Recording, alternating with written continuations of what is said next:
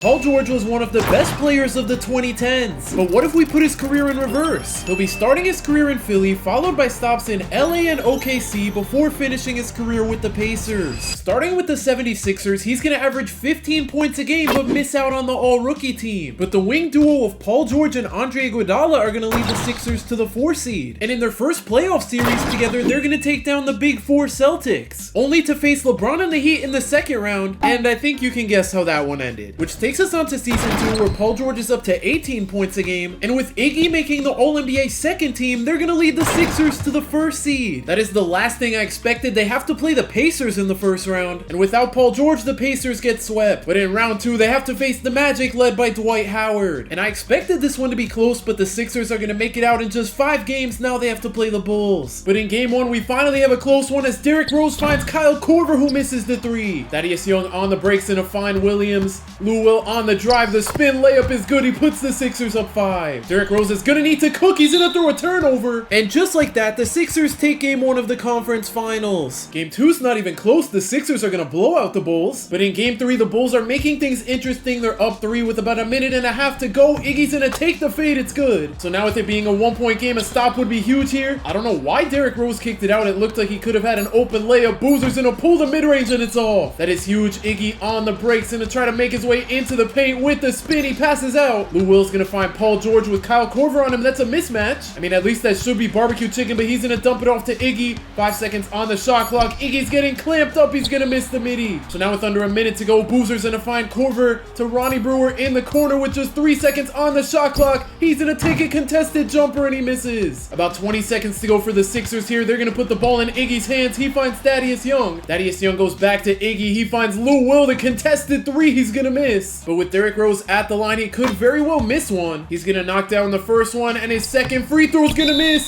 So with 10 seconds to go, the Sixers don't necessarily need a 3 here. Drew Holiday's gonna use the screen. 4 seconds to go. He finds Iggy in the post. He's gonna have to chuck up the mid-range, and the Bulls are gonna take game 3. That is huge from them to not let the Sixers go up 3-0. But in game 4, the Sixers aren't gonna let the Bulls tie the series up. They're gonna go up 3-1. But this series isn't over yet. The Sixers had a terrible third quarter, so the Bulls make it 3-2. But in game 6, the 76ers are blowing it in the 4th quarter. If they lock in here, they can make the finals as D Rose pulls the 3 over Lou Will. He's gonna miss. Or the Bulls can force a game 7. Thaddeus Young's gonna use the screen. He almost stepped out of bounds. They're gonna go to Lou Will with just 4 seconds on the shot clock. He knocks down the 3. What a shot with just over a minute to go. D Rose is gonna pull a second 3. He misses again. I don't know why he's just spamming 3s. Lou Will's gonna pull his second 3, but he misses. It's like we're in 2026, not 2012. Derrick Rose finally isn't gonna pull a 3 this time. He's struggling to get past Lou Will. He got past him, but Lou Will gets the steal. So luckily for Paul George and the Sixers, they're moving on to the NBA Finals. But in the finals, a second year, Paul George has to guard a prime Kobe Bryant. But the Sixers started the series by taking a 1-0 lead, but in game 2, they're blowing a 4th quarter lead. Drew Holiday's gonna find Lou Will on the drive. He kicks it to Iggy on the wing, and his 3 puts the Sixers up. But with Kobe on the court, this game is never over. They're gonna find him in the post. Iggy sends the double team. Kobe kicks it to Meta World Peace on the drive. He's gonna take the layup and he's blocked. That is huge. Let's see what Drew can cook up here. He drives on Powell and gets fouled. I don't know how that was a foul. That looked like a clean block. Drew's gonna knock down the first free throw and his second one's good. The Sixers subbed Paul George back in. He has to guard Kobe now. I'm not looking forward to how this is gonna go. Kobe's gonna size him up, spin his way into the paint and take the layup over him. It's too easy. But the Sixers still hold the lead with a minute to go. Drew Holiday, the behind the back. He's gonna kick it to Paul George. Paul George is gonna try to cook up on Kobe here. Never mind. Drew's gonna use the screen from Spencer Hawes. He pulls the 3. He's gonna miss. The Lakers still have enough time here. Kobe's gonna drive right past Paul George and take the jumper. He barely misses. Drew's gonna throw it down low to Iggy. Andrew Bynum sends the double team. Iggy finds Paul George open and he knocks down the 3. Paul George showing up in the finals is something I thought I'd never see. But this game isn't over yet. The Lakers still get a chance as Kobe knocks down the 3. So now it's gonna be Paul George going to the free throw line. His first free throw's good. His second one's up. He's gonna miss though. 93% of people who watch me aren't subscribed, so make sure to subscribe to help me hit my goal of 35,000 subscribers. So the Lakers have 8 seconds to get the ball up the court. I don't know why they're taking their sweet time. Ramon Sessions is gonna pull the 3 for game. He's gonna miss. And the Sixers go up 2-0. But with the Lakers being back on their home court, they're gonna win their first game of the series. But in game 4, we have another close one. The Sixers are on the verge of blowing another 4th quarter lead. They were up by 14 entering the 4th quarter. quarter. I don't know what it is with them and blown leads. Drew Holiday's gonna find Paul George and he knocks down the three. Kobe with 6 seconds on the shot clock, sizing up Drew. He's gonna attempt to drive by him. He's gonna have to pull the mid-range over him and he misses it. I thought he was gonna get a lucky bounce there. Iggy on the fast break, taking on Andrew Bynum. He's gonna take the layup over him for whatever reason. On the other end, the Lakers are gonna throw it down low to Bynum. He has the mismatch, but he kicks it out. They're gonna go to Kobe with 6 seconds on the shot clock. The spin past Paul George. He's gonna get fouled, and he makes the N1 on Paul George. That is huge because he can tie the game up right here, and he does. Less than a minute to go. They're gonna put the ball in Iggy's hands. He pulls the three, but he misses. This is not looking great here for the Sixers. Meta World Peace gets left wide open in the corner. He's gonna miss. That is big for Philly with less than 30 seconds to go. Paul George misses the contested three, and the Lakers can tie the series up right here. They're gonna chew the clock out. 1 second difference between the game clock and the shot clock. Kobe with the hezzy. He finds Meta World Peace, and his three's good. And with the Sixers not being able to get a shot off, the Lakers tie the series up at 2. Of course, in game 5, the Sixers are gonna lose and the Lakers go up 3-2. The one time Paul George leads the team in scoring, they lose. But down 3-2, the Sixers have a chance to force a game 7 right here. Drew's gonna pull the three over Kobe and it's off. That wasn't the best of shots. Kobe's gonna ISO on Drew with the spin. He's gonna hop step his way into the paint. It's so easy for him. Things aren't looking good for Philly. They're gonna go to Lou Will. The mismatch on Pau Gasol. How does he miss that? He got him jumping and everything just to miss the layup. Kobe's gonna make his way into the paint. He takes the fade over Drew, but he's gonna miss. Bynum with the rebound. They're gonna go back to Bynum. He gets fouled and knocks down the N1 dagger. So unfortunately, even after being up 2-0 in the finals, Kobe was just too good for the Sixers as he wins his 6th championship. But with that ending meant new beginnings as Paul George joins the Clippers. He's gonna be a part of the Lob City Clippers now, but with all the talent on that team, Paul George drops to 13 points a game. But I'm sure that doesn't matter to him as the Clippers win 66 games. In the first round, they have to face the Mavericks led by Dirk. They're gonna sweep them. And in the second round, Paul George gets his rematch against Kobe. Game 1, the Clippers are gonna blow out the Lakers, and the Clippers are somehow gonna steal 2 games in a row on the road. But the Lakers really need to win game 3 if they want a chance at winning this series. Kobe just cooked Paul George. Dwight Howard's gonna save them. The Clippers are gonna go down low to Blake Griffin. He takes the fade over Pau Gasol. I did not know he had that in his bag. Kobe's gonna try to cook Paul George with the snatch back. What a move. He's gonna miss the mid-range though. That is a big miss with under a minute to go. Chris Paul the ISO on Steve Nash. He's gonna snatch back and pull the mid-range. He's also gonna miss. Blake Griffin the rebound. He's gonna miss the second chance points. Less than 30 seconds to go. Steve Nash finds Jody Meeks who misses the three. Where's Blake Griffin for the rebound? The Clippers have been giving up huge offensive rebounds. They need to make up for it right here. They're gonna throw it down low to Blake Griffin with the drop step and he's fouled. All he has to do is make both of these free throws. That first one looked like it was gonna miss and his second one actually does miss. Of course, one of the best free throw shooters of all times at the line. He's gonna miss the first one. I did not expect that at all, so the Clippers still have a chance. They have 13 seconds here and they don't need to force up a three. Blake Griffin is not gonna set the screen. Chris Paul's looking for him. No, that is a crazy pass. Jamal Crawford tries to save them. On the bright side, it's Dwight Howard at the free throw line. He's gonna make the first one. That's not great. And he hits the second one. It's the dagger. I don't know what Chris Paul was thinking with that pass. And with not enough time on the clock, the Lakers are gonna win their first game of the series. Every game the Clippers lose, Paul George leads them in scoring. But in game 4, I don't think the Clippers have enough time to come back. The Lakers are gonna tie the series at 2. It looks like another team with Paul George on it might blow a 2-0 lead to Kobe. But after the Lakers went up 3-2, the Clippers are gonna fight back and force a game 7. Blake Griffin carried them in that game. But in game 7, this is anyone's game. We're all tied up with just over 2 minutes to go. Blake Griffin's gonna put up a terrible shot, but he scores. Kobe on the ISO with Jamal Crawford guarding him. He's gonna size him up, spin his way into the paint. He spins twice. He kicks it out to Meta World Peace, who knocks down the 3. That was a huge shot to put the Lakers up 1. Chris Paul's looking for Blake Griffin. He's gonna find him in the post.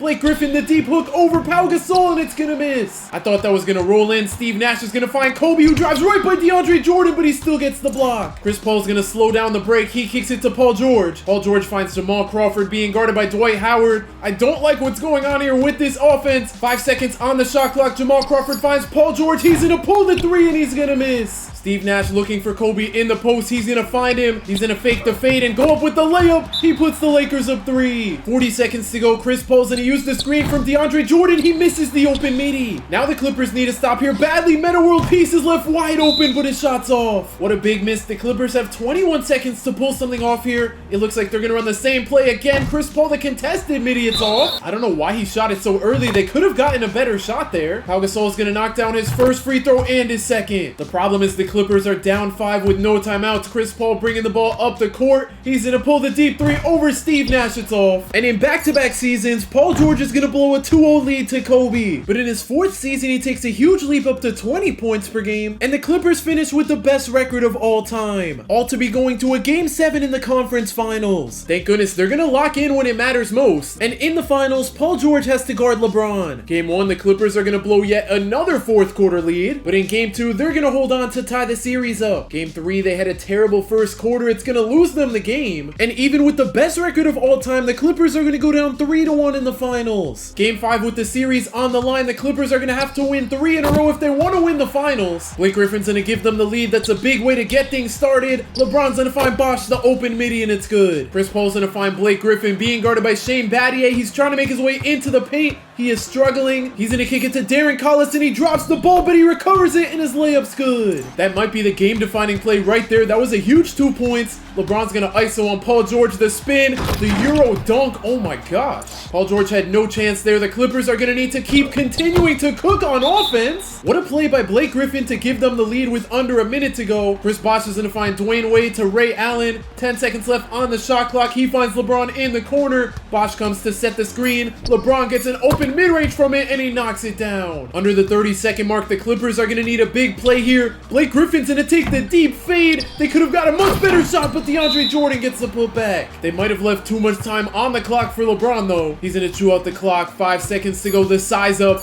He's gonna try to drive past Paul George. He goes up with the layup, and DeAndre Jordan gets the game-saving block. And that block was huge because in Game 6, the Clippers are gonna use that momentum to force a Game 7. Chris Paul, Blake Griffin, Paul George, and DeAndre Jordan all had great games. But in Game 7, the Heat were just too good as Paul George's finals record moves to 0-2. But in Season 5, Paul George is gonna slowly keep getting better. He's up to 22 points a game. Kinda crazy how this year his teammate won MVP, and last year a different teammate won MVP. Maybe that means he's next, who knows, but he still has yet to make an All-Star game. The Clippers are good per usual. Let's see if that actually means something this time. With almost 70 wins, they're gonna sweep their way to the conference finals where they have to play the Thunder. They're gonna make it out in 5, and they have to play the Wizards in the finals? First of all, they're a 6 seed. Second of all, they're not even that good. Game 1, they're gonna blow out the Wizards. Paul George dropped 38. I was gonna say he was gonna win finals MVP, but Chris Paul had a 20-20 game. Game 2 looks like another blowout. Let's see if Paul George keeps it up. Okay, yeah, Chris Paul's definitely gonna win the finals MVP. The Wizards actually put up a fight after those games, but the Clippers are gonna win in 6, making Paul George a one-time champion. But he's gonna have to wait to win his first finals MVP. But with Paul George being hungry for a finals MVP, he would have his best season yet, making his first All-Star game finally, and averaging 25 points a game. But the Clippers fall to the 2 seed, cause the Warriors are, yeah. It's no surprise that they would both make the conference finals, but it is a surprise that the Clippers are gonna win Game 1 on the road. Paul George dropped 35 leading the team, but in Game 2, it looks like we have a close one. We do. The Clippers need a stop and a score to go up 2-0 in the series. I don't know what Klay Thompson's doing. He wasted most of the shot clock.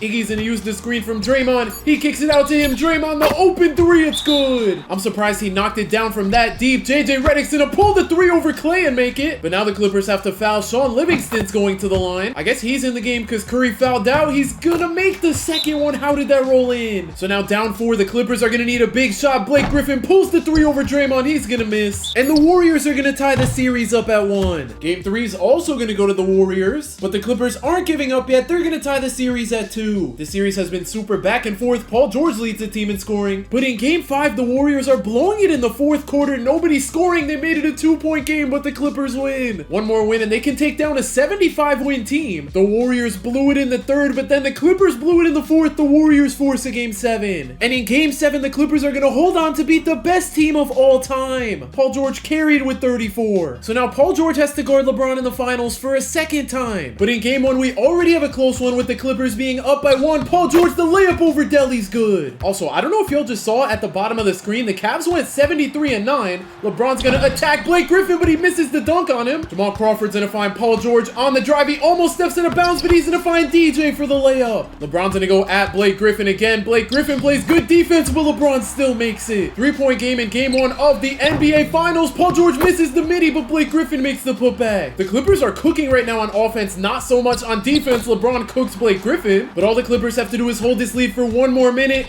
Paul George is going to kick it out for a Jamal Crawford 3. He's going to miss. DeAndre Jordan gets the rebound though. Paul George puts it back up and DeAndre Jordan makes the putback. LeBron's going to need to do something crazy here if he wants the Cavs to win. Another layup over Blake Griffin's good. The Clippers can potentially secure game 1 here with a bucket. Paul George gets fouled. He misses the layup though. All he has to do is knock down these free throws. His first one's good, and to put the Clippers back up 5, his second one's good. The Cavs are going to need a big shot here. Kevin Love's going to set the screen for LeBron. He finds Kyrie. Kyrie's going to kick it to J.R. Smith, open in the corner. He's going to miss the 3. So the Clippers are going to win game 1 of the NBA Finals. If they could take down 2 70-win teams, that would be crazy. But in game 2, we have another close one with the Clippers being down by 2. LeBron's going to force the layup on Blake Griffin. It's off. Blake Griffin's going to kick it to Paul George with the snatchback. He's struggling to drive on Delly. He's going to size him up though and pull the mid-range over him. It's off. LeBron on the breaks, going to pull the mid-range for whatever reason. I don't know why he didn't take the layup. That's good for the Clippers though. Chris Paul's going to hand it off to JJ Redick. The layup over Kyrie's good. So now we're all tied up in game 2. LeBron on the ISO bodies Blake Griffin, but DeAndre Jordan sends the help. Mozgov gets the putback anyway. Paul George is going to use the double screen from Blake Griffin and DeAndre Jordan. It somehow doesn't get him anywhere. 5 seconds left on the shot clock. They dump it to Chris Paul. He finds JJ Redick and his 3's good. Less than 40 seconds to go for the Cavs. LeBron attacking Blake Griffin, takes the layup over him and he gives the Cavs the lead. 30 seconds to go for the Clippers. Chris Paul finds JJ Redick again. This time he's going to miss. DeAndre Jordan just fouled out. At least it's Tristan Thompson at the line. He's going to make his first one. I have a feeling he's going to miss the second one, but it goes in. The Clippers are going to need a 3 here. They're going to get one. JJ Redick's going to knock it down. They left plenty of time on the clock for LeBron though. 5 seconds to go. I don't like the fact that JJ Redick's on him. He kicks it to J.R. Smith in the corner and his 3's good. The Clippers have a second and a half to make something happen here. JJ Redick's not even going to get a shot off and the Cavs tie the series up. Paul George is not happy. He dropped 40 just to lose. But in game 3, it's not going to be close enough to hop in. The Cavs take a 2-1 lead. Paul George had a great game, but LeBron had a way better one. But in game 4, the Clippers have a great fourth quarter to tie the series up. But in a very important game 5, we're all tied up with 2 minutes to go. LeBron's going to get a turnover. Paul George finds Jamal Crawford on the fast break. He misses the midi. So now we're back to square one. This time Chris Paul is on LeBron James. LeBron's gonna cook him. Let's see if the Clippers can make up for that. Chris Paul's gonna run a pick and roll with Blake Griffin. He gets an easy layup to tie the game up. Less than 2 minutes to go. Mozgov's gonna go at DeAndre Jordan. What kind of defense was that? Chris Paul looking for Jamal Crawford coming off the screen. He's gonna miss the 3, but DeAndre Jordan flies in for the dunk. That was insane to tie the game up. I feel like the game's not gonna be tied any second here. LeBron's gonna kick it out to Delly. He finds Mozgov. 8 seconds to go. He finds Kyrie the open 3. What is that defense? Back-to-back plays with questionable defense for the Clippers. Chris Paul finds Jamal Crawford again. Oh my gosh, DeAndre Jordan is cooking. Let's see if Blake Griffin can stop LeBron from cooking though. He's gonna make his way into the paint. He kicks it out to Delly, to Kyrie. Kyrie on the ISO with the behind the back. He finds Braun wide open. He's gonna miss the 3 though. And now it's just 30 seconds to go. Paul George finds Blake Griffin. He's so lucky that's a foul. So now he can give the Clippers the lead right here, but that's not gonna happen. He's gonna miss the first free throw, and to tie the game up, his second one's good. Under the 30-second mark here in game 5, now we have Paul George on LeBron instead of Blake Griffin. He's actually stopping LeBron, who takes the fade over him, and he's gonna miss. So game 5 is fully in the Clippers' hands right here. Paul George is gonna chew the clock out. He gets an open 3 off the screen, but he's gonna miss. He should have pulled it later. They might have left too much time on the clock for Kyrie and LeBron. Kyrie the 3 over Chris Paul. We're going to overtime. But in overtime, the Clippers are struggling down 2, and the Cavs have the ball. LeBron puts them up 4. Paul George being guarded by Kevin Love's gonna cross him up and throw the lob to Blake Griffin. What a play that was. Why is JJ Redick on LeBron James? Paul George is at least sending the help. That's good. LeBron's gonna find Tristan Thompson to J.R. Smith for the 3. He's gonna miss. Under a minute to go in overtime. Paul George has a mismatch. He should just take the layup on Kyrie. He's gonna get Kevin Love jumping. He kicks it out to an open Chris Paul, and his 3's good. They called a timeout after that, and they still have JJ Redick guarding LeBron. I don't know why they didn't switch that up. He's kind of clamping him up, though. LeBron's gonna get an open midi. He makes it. I can't complain.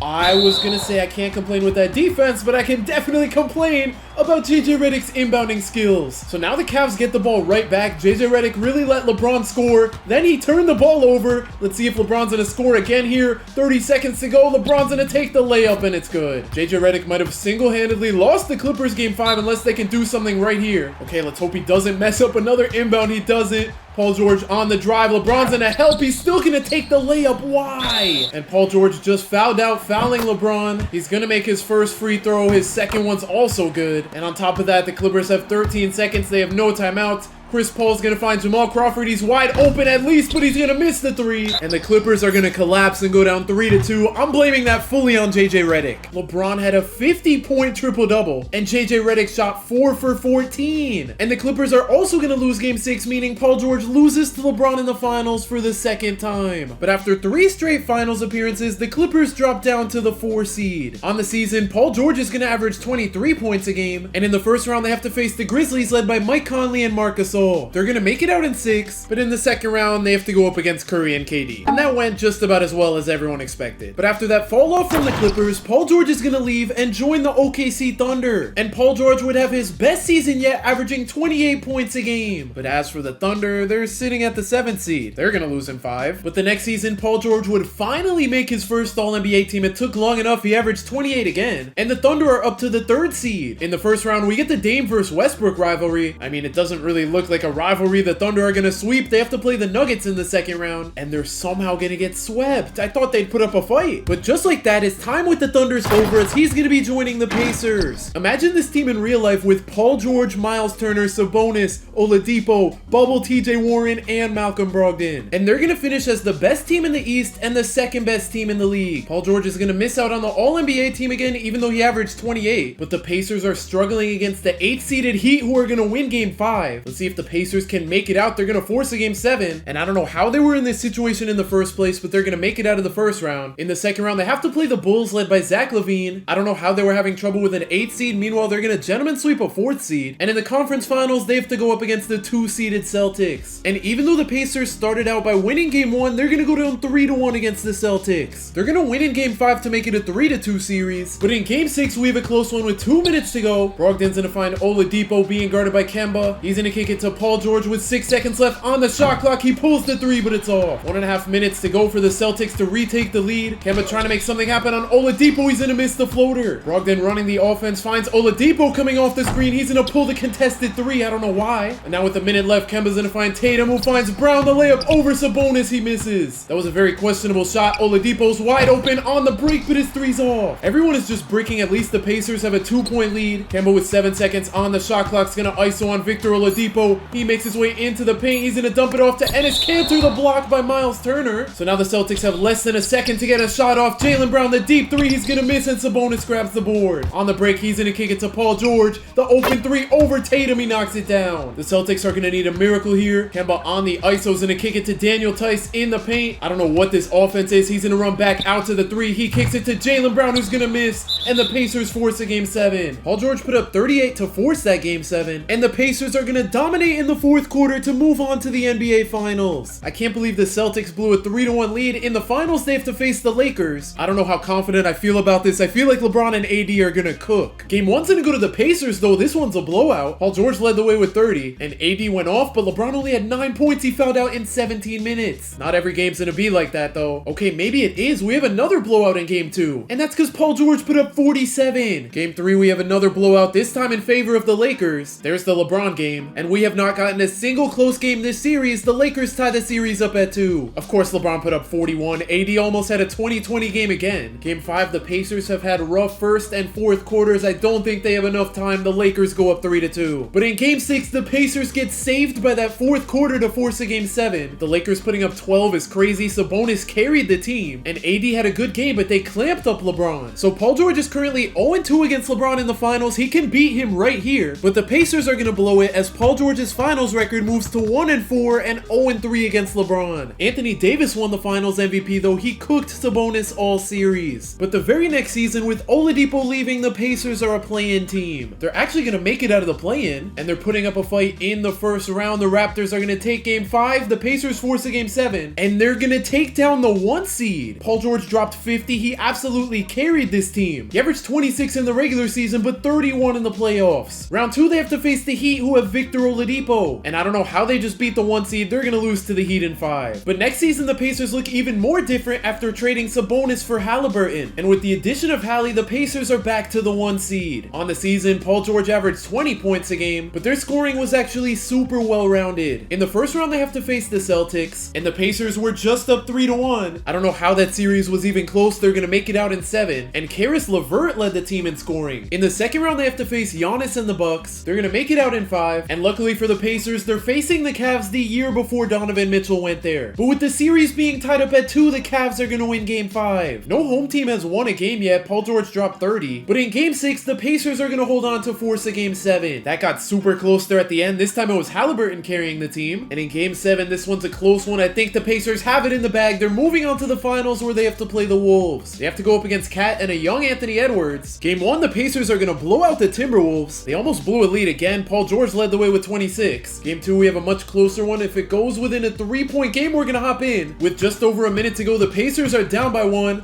Haliburton's going to ISO on Anthony Edwards. He drives by him. He's going to kick it out to TJ. TJ finds Paul George for the deep 3 over Naz Reid. He's going to miss. 1 minute to go. Mike Conley's going to find Anthony Edwards on the drive. He gets into the paint. He's not going to shoot it. Naz Reid's going to come set the screen for Mike Conley. He gets an open 3. It almost goes in, but he misses. I thought that was going to be in and out and back in. Hallie finds Paul George. The layup over Mike Conley. He makes the N1 for the lead. So now he can put the Pacers up by 2 here, and he does. 20 seconds to go in Game 2. Jaden McDaniels uses the screen. He gets an open 3, but it's off. So now Paul George gets to shoot some important free throws here. He knocks down the first one, and to put the Pacers up 4, his second one's good. The Timberwolves still have time to cook up a good shot here. Jaden McDaniels just pulls the 3 with no hesitation. Naz Reid's gonna give them a second chance. Jaden McDaniels another 3, it's off. And the Pacers go up 2-0 in the finals. We all know what happened last time Paul George was up 2-0 in the finals. And it's no surprise the Timberwolves are gonna take games 3 and 4 to tie the series at 2. Paul George might just be a professional choke artist. They were just up 2-0, now they're down 3-2. The Pacers are pretty easily gonna force a Game 7 though. They just need to lock in for one more game. This game was over by the first quarter. Another finals loss for Paul George, and that's gonna move his finals record to 1-5. But Paul George would enter a new era as he's switching his jersey number to 24. In the new Paul George era, him and Hallie are gonna lead the Pacers to the 4th seed. Paul George averaged 21 points a game on the season, and in the first round they have to face the Nets led by Mikal Bridges. His time on the Nets low-key doesn't even feel real. Okay, I thought the Nets were gonna tie the series up at 2. The Pacers make it out in 5, but now they have to play the Knicks led by Brunson and Randall. While the Pacers were putting up a fight, they won Game 1, but they lost 4 straight. But in the offseason, the Pacers get even better adding Pascal Siakam to the team. Or at least they look better on paper. They're gonna finish as the 6th seed with a 500 record. They're actually putting up a fight against the Knicks. The Knicks force a Game 7 though, and for the 2nd year in a row, they're gonna lose to the Knicks in the playoffs. Paul George averaged 22 in the regular season just to average 18 in the playoffs with terrible shooting splits. But with Hallie making the All-NBA 3rd team, the Pacers get way better. They're up to the 3 seed. Paul George is gonna fall off a little bit. He's down to an 82 overall. He averaged 16 points a game on the season. In the first round, the Pacers have to play the Pistons, and in Game 7, we're all tied up with 2 minutes to go. Hallie trying to score on Cade. He's gonna make his way into the paint. He kicks it to Miles Turner. Aaron Nesmith goes back to Hallie, who's left wide open, and he knocks down the 3. Jaden Ivey's gonna go to Cade in the post. He almost steps out of bounds. He's gonna force up the layup, and it's off. Hallie's gonna wait for the screen from Miles Turner. He pulls the contested 3 over Cade. What is that shot? I don't know what he was thinking, and I don't know why Tobias Harris is handling the ball. He's looking for Cade. He's gonna find him wide open, but he's gonna miss the 3. That is a big miss. He could have tied the game right there. Hallie's gonna run another pick and roll with Miles Turner. He takes the step back mid-range and knocks it down. Less than a minute to go. The Pacers are locked in on offense. Let's see if they are on defense. They are. I don't know what Cade was trying to cook there. Hallie's gonna find Miles Turner the layup, but he misses. So the Pistons still have a chance. Tobias Harris on the break kicks it to Ivey wide open in the corner. He makes it a 2-point game. The Pistons are gonna full court press here, but they're not gonna foul. Hallie can drive past Cade if he wants to, but he's gonna chew the clock out. 7 seconds to go. He's gonna try to drive. He gets stopped. He kicks it to Nesmith in the corner to Obi Toppin. Back to Hallie, the top of the key 3. He's gonna miss. The Pistons still have 5 seconds to get a shot off here. They're gonna inbound it to Cade. He's gonna pull the mid-range over Hallie, and the Pacers are gonna win Game 7. And in the second round, they're playing a 7 seed. This team looks really good for a 7 seed, I'm not gonna lie. But this series is not close at all. The Pacers aren't gonna sweep. They're not gonna gentleman sweep, and we're going to a Game 7. And I can't believe it. The Pacers just blew a 3-0 lead. Also, Paul George went off in that last game, but he had a terrible playoffs again. But entering the 2026 season, Paul George has a bounce back year averaging 25. But without Tyrese Haliburton, the Pacers are the 13th seed. But with Paul George's career in reverse, he finished 11th on the all-time scoring list. And even though his finals record was 1-5, he won a championship. Subscribe if you enjoyed, and if you want to see me put Russell Westbrook's career in reverse, click the video on the screen right now.